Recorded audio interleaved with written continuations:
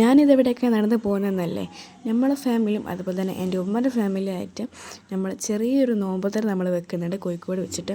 അപ്പോൾ ഭാഗമാണെങ്കിൽ കൊടുക്കാനായിട്ടുണ്ട് കേട്ടോ. അങ്ങനെ നമ്മൾ ഈ ഒരു ഷോപ്പിൽ കയറിയിട്ട് നമ്മൾ കുറച്ച് ഡ്രിങ്കും പിന്നെ അതേപോലെ തന്നെ കുറച്ച് കടികളൊക്കെ വാങ്ങിയിട്ട് കഴിച്ചിട്ടുണ്ടായിരുന്നു.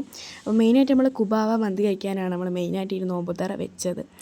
അപ്പം അതിന് വേണ്ടിയിട്ടാണ് നമ്മൾ വന്നത്. അപ്പോൾ കുറച്ച് ചായയും അങ്ങനെ കുറച്ച് ജ്യൂസൊക്കെ കുടിച്ചു.